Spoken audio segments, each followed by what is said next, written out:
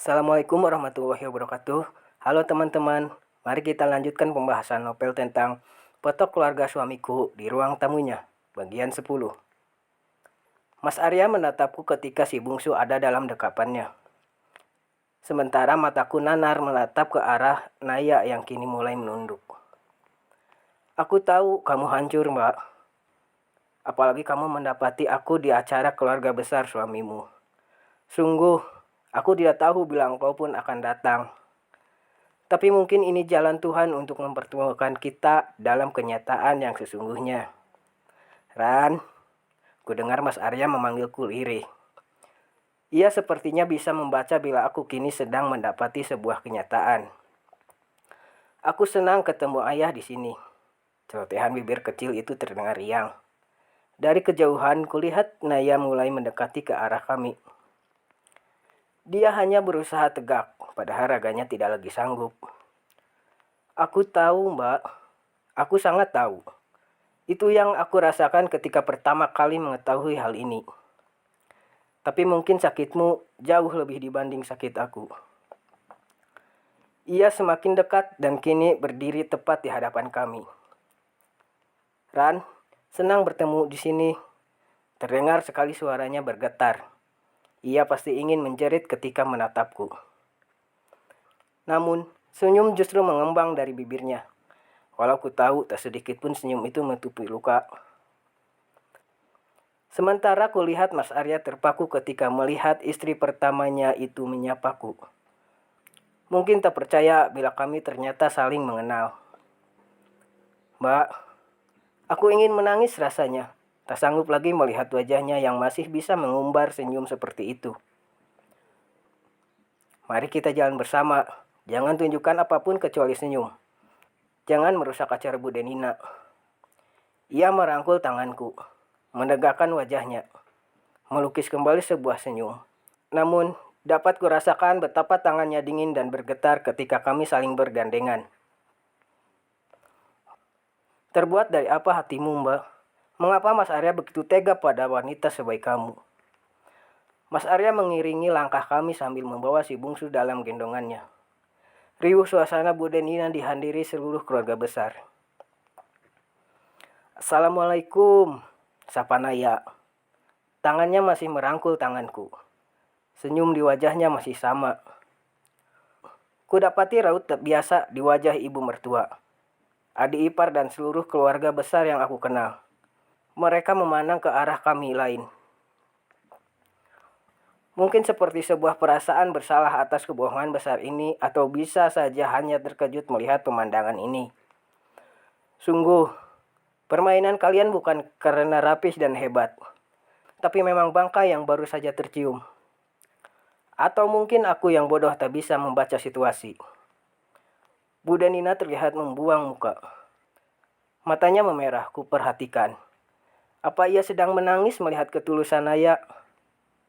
Seperti aku yang saat ini pun berada di posisi itu. Selama ini aku mengenal Bu Denina. Ia yang sangat jarang berbicara denganku, bahkan cenderung menghindari. Naya melepaskan genggamanku. Ia mendekat pada ibu Mas Arya, lalu mencium tangan tuannya Takjim. Sungguh, sedikit pun tak kutemukan marah di sana. Hanya kecewa yang sangat dalam mampu kurasakan. Aku belum tentu bisa melakukan hal itu. Bahkan hanya untuk tersenyum hari ini pun tak dapat aku lakukan. Acara berjalan lancar, tanpa terganggu drama dari kami. Sejak tadi Naya sama sekali tidak menjauh dariku. Ia menggambarkan seolah kami ini sangat akrab. Aku tahu, ia melakukan ini untuk ditunjukkan ke keluarga besar. Karena Tania dan ibu pastinya juga sangat terkejut melihat kami di sini. Wajah mereka tak bisa menyembunyikan itu. Keren kamu, bojomu sudah 2. Mas Teguh menepuk pundak suamiku yang berdiri tak jauh dari hadapanku. Mas Arya hanya tersenyum. Aku lebih memilih pergi dan mendekat pada Naya yang sedang menikmati minuman sendirian di balkon. Aku perhatikan dia lebih banyak menyendiri. Tak banyak keluarga Mas Arya yang menegur. Padahal setauku mereka begitu ramah selama ini. Mbak, aku mengumpulkan sejuta keberanian untuk mendekat padanya.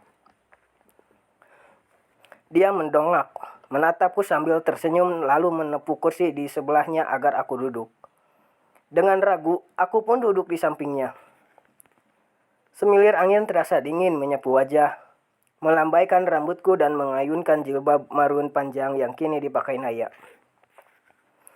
"Sudah berapa lama, Ran?" tanyanya dengan suara yang begitu pelan. Aku yakin, bahkan dia pun nyaris tak sanggup untuk menanyakan itu. Aku tahu hari ini dunianya telah hancur berkeping-keping karena keberadaanku. Pertanyaannya tak langsung ku jawab. Bibir ini rasanya keluh. "Aku baik-baik saja kok, Ran," ucapnya seolah paham yang sedang kurasakan. "Mbak, aku tahu bagaimana kehancuranmu saat ini. Sama seperti ketika aku melihat foto Mas Arya ada di ruang tamu rumahmu. Tak perlu menutupinya, kita hanya manusia biasa." Dia menghelas napas panjang. Mungkin dadanya terasa begitu sesak.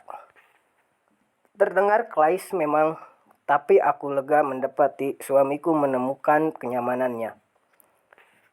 Setiap kali pertemuan kami, aku selalu bertanya-tanya, siapa seseorang di balik HP yang selalu membuat raut wajah suamiku mendaba dan sesekali tersenyum. Aku rasa tidak ada satu orang wanita pun yang tidak sakit ketika suaminya menghadirkan wanita lain dalam rumah mereka. Lalu aku harus apa? Menjambakmu seperti video di Instagram? Dia tersenyum kecil. Bahkan aku sama sekali tidak bisa tertawa. Aku tak menjawab lagi dan hanya menatapnya nanar. "Mbak Ran, ayo makan." Terdengar suara Tania memanggil. Ia sama sekali tak memanggil Naya. Ia benar-benar seperti orang asing di sini. Ada apa sebenarnya? Hanya Bu Denina yang sejak tadi terlihat respek pada Naya. Jujur aku kecewa pada sikap Tania dan juga ibu. Terlebih lagi Mas Arya. Tak seharusnya perlakuan seperti ini ditunjukkan. "Makan dulu saja, Ran. Ayo ke sana bersama Mbak." Naya hanya menggeleng pelan. "Kamu saja." Aku pun memilih untuk tetap di sini meskipun beberapa kali Naya menyuruhku untuk makan.